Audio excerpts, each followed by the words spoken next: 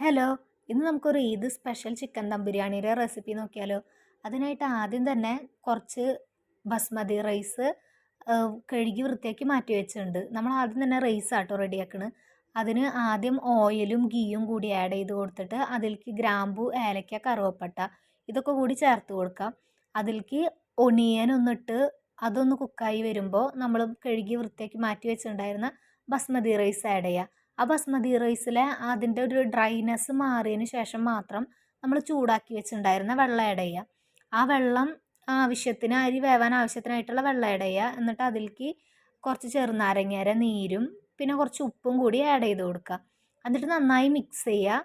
അടച്ചു വെച്ചിട്ട് ലോ ഫ്ലെയിമിൽ 10 മിനിറ്റ് കുക്ക് ചെയ്യുക. അപ്പോഴേക്കും നമ്മുടെ അരി റെഡി ആയിട്ടുണ്ടാവും. പിന്നെ ഒണിയനും കൂടി ഫ്രൈ ചെയ്ത് കൊടുക്കുക. ഒണിയൻ ചിക്കനിലിടാനും പിന്നെ നമ്മുടെ റൈസിലിടാനൊക്കെ ഒണിയൻ വേണമല്ലോ. അതിൻ്റെ ഇടയിൽ നമ്മുടെ സൈറൺ മുഴങ്ങിയപ്പോൾ ഞാൻ വിൻഡോയുടെ അവിടെ ചെന്ന് നോക്കിയതാണ്.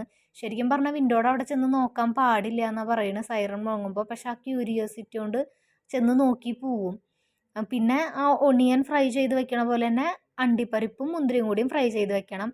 പിന്നെ ആ സെയിം ഓയിലും ഗീയുടെയും മിക്സിലേക്ക് തന്നെ നമുക്ക് ചിക്കന് വേണ്ടിയിട്ട് ആവശ്യമുള്ള ഗ്രാമ്പു, കറുവപ്പട്ട, ഏലക്ക അത് മിക്സ് ചെയ്ത് കൊടുത്തിട്ട് ഒണിയൻ ഇട്ടൊന്ന് മിക്സ് ചെയ്യുക. പിന്നെ ഇഞ്ചി, വെളുത്തുള്ളി, പിന്നെ ഗ്രീൻ ചില്ലി ഇതൊക്കെ കൂടിയിട്ട് ക്രഷ് ചെയ്ത് വെച്ചിട്ടുണ്ട്. അതും കൂടി ഇട്ട് കൊടുക്കാം. പിന്നെ മുളക് പൊടി, മഞ്ഞൾപ്പൊടി, ഗരം മസാല, പിന്നെ ഞാൻ ബിരിയാണി മസാലയും കൂടി ആഡ് ചെയ്യുന്നുണ്ട്.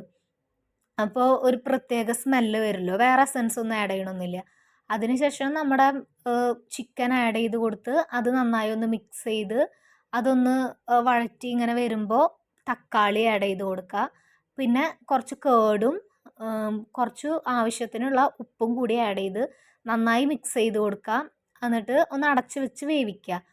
ചിക്കൻ നന്നായി കുക്കായി വരുമ്പോൾ നമ്മുടെ റൈസ് അതിലേക്ക് ആഡ് ചെയ്ത് കൊടുക്കുക. അതിൻ്റെ മുകളിൽ കുറച്ച് അണ്ടിപ്പരിപ്പും മുന്തിരിയും പിന്നെ നമ്മുടെ മല്ലിയും പുതിനയുടെയും ഇലകൾ അരിഞ്ഞു വെച്ചിട്ടുണ്ടായിരുന്നു അതൊന്ന് ആഡ് ചെയ്ത് കൊടുക്കുക. പിന്നെ കുറച്ച് നെയ്യ് ഒഴിച്ച് കൊടുക്കുക. അതിൻ്റെ മുകളിൽ അടുത്ത ലെയർ ഇതുപോലെ തന്നെ സെറ്റ് ചെയ്യാം. കുറച്ച് അണ്ടിപ്പരിപ്പും മുന്തിരിയും പിന്നെ കുറച്ച് മല്ലിയിലയും പുതിനയിലയും പിന്നെ മുകളിൽ കുറച്ച് ബിരിയാണി മസാലയും കൂടി ഇട്ട് കൊടുക്കുന്നുണ്ട്.